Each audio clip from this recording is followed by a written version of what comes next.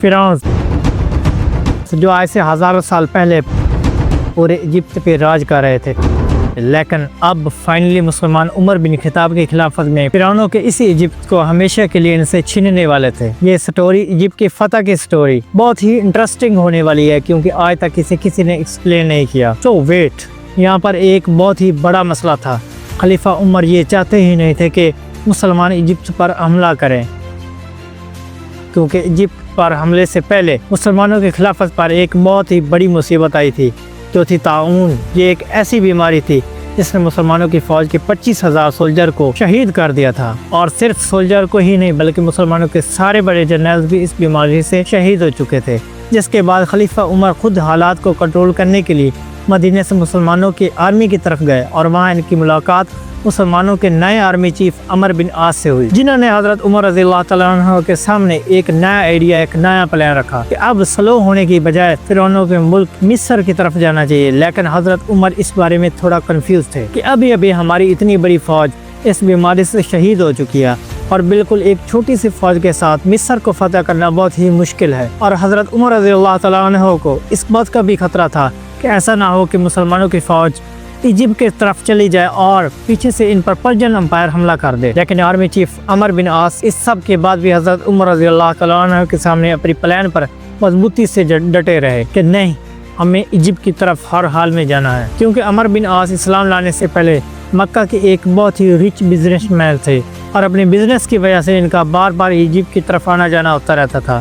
تو اب انہیں اس بات کا بہت اچھی طرح پتہ تھا کہ ایجپٹ کے لوگ مسلمانوں کے سامنے کبھی کھڑے نہیں ہو سکتے۔ آخر ان کے بار بار کہنے پر حضرت عمر رضی اللہ تعالیٰ عنہ نے ان کی بات مان لی اور انہیں ایجپٹ پر حملہ کرنے کی اجازت دی، لیکن ایک شرط پر کہ چلو تم ایجپٹ کی طرف روانہ تو ہو جاؤ، لیکن اگر میرا ارادہ بدل گیا تو تمہیں اپنی پوری فوج کے ساتھ واپس آنا ہوگا۔ یہ سن کر عمر بن عاص نے اپنی فوج کو ریڈی ہونے کا حکم دیا، اور صرف 4,000 کی فوج کے ساتھ ایجپٹ کے کیپٹل کی طرف روانہ ہوئے۔ عمر بن عاص مصر میں اور حضرت عمر مدینے کی طرف بڑھ رہے تھے، اور اس پورے راستے میں حضرت عمر رضی اللہ تعالیٰ عنہ صرف مصر کے بارے میں ہی سوچتے رہے۔ اور جیسے ہی حضرت عمر مدینہ پہنچے تو انہوں نے سارے بڑے صحابہ کی ایک میٹنگ بنائی اور ان سے ایجپٹ کے بارے میں پوچھا کہ مجھے بتاؤ کہ ہمیں کیا کرنا چاہیے، جس پر حضرت عثمان رضی اللہ تعالیٰ عنہ اور باقی صحابہ نے کلیئرلی کہا ایجپٹ کی طرف جانے والی فوج کی ہمیں مدد کرنی چاہیے۔ لیکن آرمی چیف، منسٹرز، صحابہ، ان سب کی باتیں سننے کے بعد آخرکار حضرت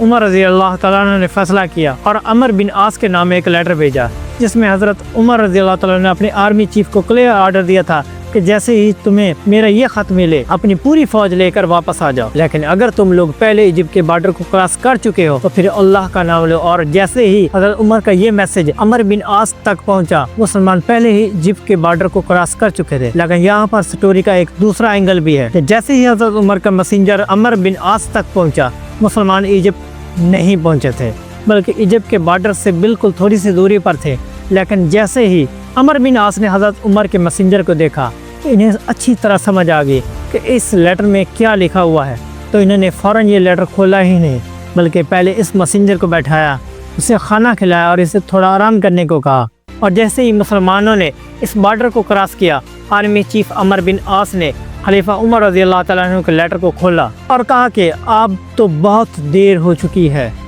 اب ہمیں آگے بڑھنا ہی ہوگا۔ اس کے ساتھ عمر بن عاص مسلمانوں کی پوری فوج کو لے کر بہت تیزی سے آگے بڑھتے گئے اور سارے علاقے فتح کرتے ہوئے فائنل مصر کے کیپٹل کے سامنے جنگ کے لیے ریڈی کھڑے ہو گئے، جسے آج کیرو کہا جاتا ہے۔ اور یہ کوئی عام سٹی نہیں تھی، بلکہ اس زمانے کی دنیا کی سب سے پاورفل سٹی میں سے ایک تھی، جس پر پچھلے 600 سال سے رومن امپائر کا راج تھا، اور کوئی بھی ان سے یہ سٹی چھین نہیں سکا تھا۔ تو مسلمانوں کی فوج نے سیدھا آ کر اس سٹی کے سامنے اپنے ٹینٹس لگائے اور جنگ کے لیے بالکل ریڈی رہے، جسے دیکھ کر رومنز نے بھی اپنی پوری فوج کو مسلمانوں کے سامنے کھڑا کیا، جس میں بچے، عورتیں، بوڑھے سب شامل تھے،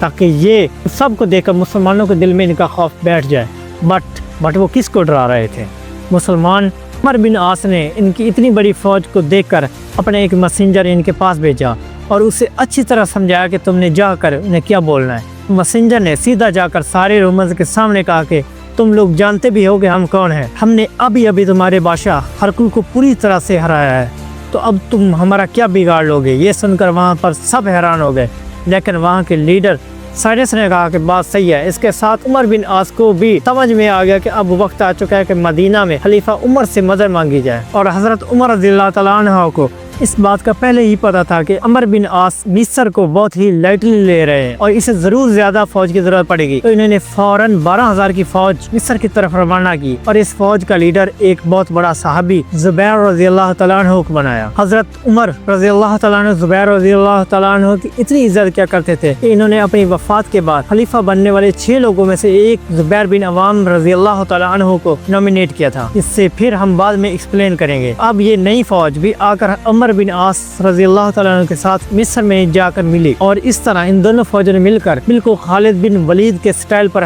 حملے کا ایک نیا پلان بنایا۔ اگلے دن رومن فوج اپنے قلعے سے باہر نکلے اور دونوں فوجیں ایک دوسرے کے آمنے سامنے ہوئی اور جنگ شروع ہوئی، اور ایک مسلسل اور طویل جنگ کے بعد اچانک مسلمان جنگ سے پیچھے ہٹنے لگے، اور آہستہ آہستہ جنگ کے میدان سے اتنے پیچھے ہٹ گئے کہ ایسے لگنے لگا کہ اب فائنلی مسلمان یہ جنگ ہار جائیں گے۔ لیکن ایگزیکٹ اسی ٹائم پر مسلمانوں کی ایک دوسری فوج کی ٹکڑی نے آ کر رومنز کی فوج کو اوپر حملہ کیا، اور اس کو دیکھ کر حضرت عمر بن عاص نے دوبارہ حملے کا حکم دیا۔ اس طرح مسلمانوں نے رومنز کی فوج کو ہر طرف سے گھیر لیا اور پھر ان کی فوج کو تہس نہس کر دیا، لیکن ان سب کے بعد بھی مسلمان اس سٹی میں داخل نہ ہو سکے۔ آخر ایک دن حضرت زبیر بن عوام رضی اللہ تعالیٰ عنہ تنگ آ کر ایک بہت ہی بولڈ ڈیسیژن لیا اور اپنے کچھ ہی ساتھیوں کے ساتھ رات کے اندھیرے میں اس سٹی کے اندر داخل ہوئے اور سیدھا جا کر مسلمانوں کے لیے ایک گیٹ کھول دیے۔ یہ دیکھ کر مسلمانوں کی پوری فوج ایجپٹ کے کیپٹل میں انٹر ہوئی اور اس سٹی کو فتح کر کے یہاں کے گورنر کو ڈھونڈنے لگے، بٹ گورنر پہلے ہی سٹی کو چھوڑ کر ایجپٹ کے سب سے بڑے پاورفل شہر الیگزینڈر کی طرف بھاگ چکا تھا۔ گورنر بھاگ تو گیا تھا، لیکن اس کے دل میں مسلمانوں کا اتنا خوف بیٹھ چکا تھا کہ اس نے یہاں سے بھاگتے ہوئے مسلمانوں کی طرف ایک لیٹر بھیجا، جس میں اس نے کلیئرلی مینشن کیا تھا کہ میں پورے ایجپٹ کو حضرت عمر رضی اللہ تعالیٰ عنہ کے سامنے سرنڈر کرنے کے لیے تیار ہوں۔ لیکن مسلمانوں کی لڑائی اس گورنر سے نہیں تھی بلکہ رومن امپائر کے بادشاہ سے تھی۔ لیکن جب اس کی خبر رومن امپائر کے بادشاہ تک پہنچی کہ اس کے گورنر نے سرنڈر کیا تو اسے بہت ہی زیادہ غصہ آیا، اور اس طرح اس نے چلاتے ہوئے یہ کہا کہ اس کی اوقات یہ کیا ہے کہ اس نے مجھ سے پوچھے بغیر پوری ایجپٹ کو سرنڈر کر دیا۔ جس کے بعد اس نے سارے رومن فوج کو میسج بھیجا کہ گورنر کی باتوں کو چھوڑو اور مسلمانوں کے ساتھ آخری جنگ کے لیے تیار ہو جاؤ۔ مسلمانوں کے آرمی چیف عمر بن عاص کو بھی سمجھ آ گئی کہ اب رومن امپائر کا بادشاہ آخری دم تک لڑنے کے لیے تیار ہے۔ اس طرح حضرت عمر بن عاص رضی اللہ تعالیٰ عنہ نے بھی اپنی فوج کو الیگزینڈرا کی طرف جانے کا حکم دیا۔ اب یہاں پر ایک بہت ہی انٹرسٹنگ سٹوری ہے کہ جب مسلمان اپنا سامان پیک کر رہے تھے تو عمر بن عاص رضی اللہ تعالیٰ عنہ نے اپنا ٹینٹ اتارنے کے لیے گئے تو وہاں انہوں نے دیکھا کہ ان کے ٹینٹ کے اندر ایک کبوتر نے اپنا گھونسلہ بنایا ہوا ہے اور ساتھ ہی اس کبوتر کے بچے بھی تھے۔ تو اب حضرت عمر بن عاص رضی اللہ تعالیٰ نے اس کبوتر کے گھر کو گرانے کی بجائے اس ٹینٹ کو یہاں پر رہنے دیا، اور یہ ٹینٹ بہت ہی امپورٹنٹ ہے۔ کیوں ہے؟ تو اس لیے کیونکہ بعد میں اس ٹینٹ کی وجہ سے اس جگہ کا نام کیرو پڑا، اور یہ ٹینٹ اتنا اہم کیوں ہے؟ کیونکہ بعد میں اس ٹینٹ کی وجہ سے اس جگہ کا نام فسطاط پڑا، جو کہ ایک عربی زبان کا لفظ ہے، اور اسے اب کیرو بھی کہا جاتا ہے۔ اور دوسری طرف مسلمان بھی الیگزینڈرا کے پاس پہنچ گئے اور اس سٹی کو دیکھ کر بالکل حیران رہ گئے، کیونکہ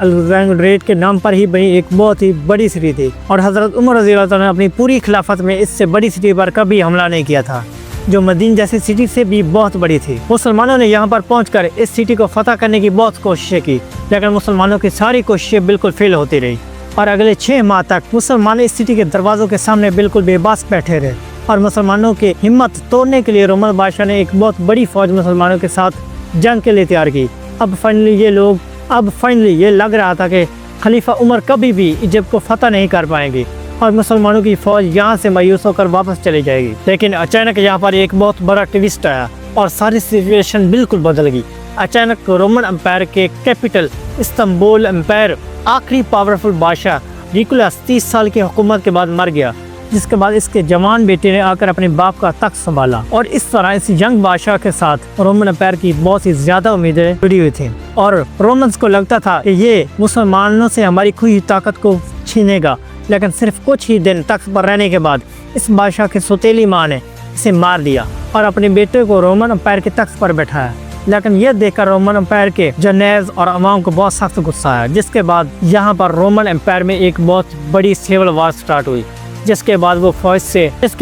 فوج جسے ہرکلیس نے مسلمانوں سے لڑنے کے لیے بھیجا تھا، उसे मजबूरन वापस जाना पड़ा। और इस तरह ये सिविल वार इतनी बढ़ गई कि लोग एक दूसरे को मारने लगे। लेकिन जब हालात थोड़े कंट्रोल में हुए तो रोमन एम्पायर के तख्त पर एक नया बादशाह बैठा हुआ था। लेकिन मसला ये था, इस नए बादशाह के एज सिर्फ और सिर्फ 11 साल थी। और अब आप मुझे बताएं, जब एक 11 साल का लड़का हजरत उमर रजी अल्लाह तआला अन्हु के सामने खड़ा होगा, उसके साथ क्या होगा? खलीफा उमर रजी अल्लाह तआला अन्हु मदीने से रोमन एम्पायर की इस सिविल वार को बहुत गौर से देख रहे थे और इन्हें समझ आ चुका था कि इजिप्ट फतह करने का ये सबसे बेस्ट टाइम है। तो इन्होंने फौरन मदीने में एक लेटर लिखा और अपने मैसेंजर को ऑर्डर दिया कि फुल स्पीड ये लेटर इजिप्ट में मौजूद हजरत उमर बिन आस रज़ी अल्लाह तआला अन्हु तक पहुँचाओ। तो फिर मैसेंजर ने दिन रात एक करके बहुत तेज़ी से ये लेटर हजरत उमर बिन आस तक पहुँचाया। लेकिन जैसे ही उमर बिन आस रज़ी अल्लाह तआला ने लेटर को खोला, इसमें हजरत उमर रज़ी अल्लाह तआला अन्हु ने क्लियर ऑर्डर दिया था कि उमर फौरन मुसलमानों को पूरी फौज को एक जगह जमा करके मेरा ये लेटर इन सब के सामने पढ़कर सुनाओ। इस तरह आर्मी चीफ उमर बिन आस ने बिल्कुल ऐसा ही किया और मुसलमानों की पूरी फौज को जमा करके इनके सामने हजरत उमर रज़ी अल्लाह तआला अन्हु का लेटर खोला और कहा, ऐ मुसलमानों, तुम्हें क्या हो गया? तुम पिछले 2 साल से लड़ रहे हो और अब तक इजिप्ट फतह नहीं कर पाए। मुझे इस बात का खतरा है कि तुम रसूलुल्लाह और कुरान की बताए हुए तरीक़ों को भूल चुके हो और बिल्कुल हमारे दुश्मनों की तरह दुनिया की मोहब्बत में खो चुके हो। याद रखना, अल्लाह ऐसी कौम की मदद कभी नहीं करता। तो अब मैं तुम्हारे दिल को मजबूत करने के लिए तुम्हारी तरफ एक नई फ़ौज भेज रहा हूँ और रोमन से एक आखिरी जंग लड़ने के लिए तैयार हो जाओ, क्योंकि मुसलमान इजिप्ट हमेशा के लिए इस्लाम के कंट्रोल में ला सके। हज़रत उमर के इस लेटर को पढ़ने के बाद मुसलमानों की फ़ौज का जज्बा इतना बड़ा कि इन्होंने अपनी तलवारें उठाई और अल्लाह अकबर के नारे लगाते हुए अलेक्जेंडर की सिटी पर ऐसा हमला किया कि रोमन को संभलने भी नहीं दिया। और इस हमले के सामने बिल्कुल वो बेबस हो गया और अपनी दीवारें, गेट्स, टावर को छोड़कर हर तरफ भागने लगे और मुसलमान फाइनली इस सिटी में दाखिल हो गए। जब गवर्नर साइरस ने ये सब कुछ अपनी आंखों से देखा तो इसे समझ आ गई कि एक 11 साल का बच्चा खलीफा उमर रज़ी अल्लाह तआला अन्हु का मुकाबला कभी भी नहीं कर सकता। तो अब हज़रत उमर रज़ी अल्लाह तआला अन्हु के साथ जंग करने का कोई फ़ायदा नहीं है। तो इसके साथ ही इसने अपने कलम उठाया और पूरे मिस्र को हज़रत उमर रज़ी अल्लाह तआला अन्हु की खिलाफत में सरेंडर कर दिया। और इस तरह फिरौनों का इजिप्ट मुसलमानों के कंट्रोल में आया कि फ़ौरन बाद हज़रत उमर बिन आस रज़ी अल्लाह तआला अन्हु ने मैसेंजर हज़रत उमर रज़ी अल्लाह तआला अन्हु की तरफ रवाना किया ताकि हज़रत उमर रज़ी अल्लाह तआला अन्हु के इस खुशखबरी से आगाह किया जा सके। तो मैसेंजर फुल स्पीड मदीने पहुंचा और हज़रत उमर रज़ी अल्लाह तआला अन्हु की बजाय मस्जिद नबवी की तरफ गया। और हज़रत उमर रज़ी अल्लाह तआला अन्हु को जब इसका पता चला तो वो सीधा सजदा करके अल्लाह का शुक्र अदा किया और पूरे मदीने को जमा करके मिस्र की फतह की कहानी सुनाई। और इसके बाद हज़रत उमर रज़ी अल्लाह तआला अन्हु इसके बाद मैसेंजर को बुलाकर पूछा कि तुम मेरे घर की बजाय मस्जिद नबवी की तरफ क्यों गए? इस मैसेंजर ने कहा कि मुझे लगा कि आप सो रहे होंगे। तो हज़रत उमर रज़ी अल्लाह तआला ने इस पे बहुत ही प्यारा जवाब दिया, अगर खलीफा दिन को सोएगा तो ये इतनी बड़ी खिलाफत कौन चलाएगा? और दूसरी तरफ हज़रत उमर बिन आस के हाथ एक जबरदस्त ताकत लगी थी और वो क्या थी? वो थी रोमन नेवी। और यहाँ पर रोमन नेवी का एक बहुत ही बड़ा बोर्ड था। आर्मी चीफ उमर बिन आस रज़ी अल्लाह तआला अन्हु ने हज़रत उमर रज़ी अल्लाह तआला अन्हु की इजाज़त हज़रत उमर रज़ी अल्लाह तआला अन्हु से इसकी इजाज़त मांगी और कहा कि अब वक्त आ चुका है हम मुसलमान पहले अपनी एक नेवी बनाएं। लेकिन इस पर हज़रत उमर रज़ी अल्लाह तआला अन्हु ने इनको रोक दिया क्योंकि मुसलमानों को समुद्र और कश्तियों का कोई एक्सपीरियंस नहीं था। और इस तरह हज़रत उमर बिन आस रज़ी अल्लाह तआला अन्हु ने हज़रत उमर रज़ी अल्लाह तआला अन्हु के ज़ेर साया रहते हुए मिस्र को फतह कर लिया। और इसके बाद हज़रत उमर रज़ी अल्लाह तआला अन्हु ने एक मैसेंजर भेजा और हज़रत उमर बिन आस रज़ी अल्लाह तआला अन्हु को वापस बुला लिया और कहा कि हमारी खिलाफत बहुत ज्यादा फैल चुकी है, इससे ज्यादा आगे जाने की इजाजत नहीं है। जिसके बाद हज़रत उमर बिन आस रज़ी अल्लाह तआला अन्हु अपनी पूरी फौज लेकर वापस इजिप्ट में अपने कैपिटल मुस्ताद की तरफ आए और वहाँ इनकी मुलाकात कुछ बहुत ही अजीब लोगों से हुई, जिन्होंने इन्हें बताया कि ये ज्यादा खुश होने से पहले ये बात अच्छी तरह जान लें कि हर साल दरिया नील का पानी बिल्कुल सूख जाता है और इसे दोबारा बहाने का रास्ता सिर्फ हमें पता है। हर साल जब भी इस दरिया का पानी सूखता है हम इस दरिया में एक जवान कवारी लड़की को फेंक दिया करते हैं, जिससे दरिया नील का पानी दोबारा बहने लगता है।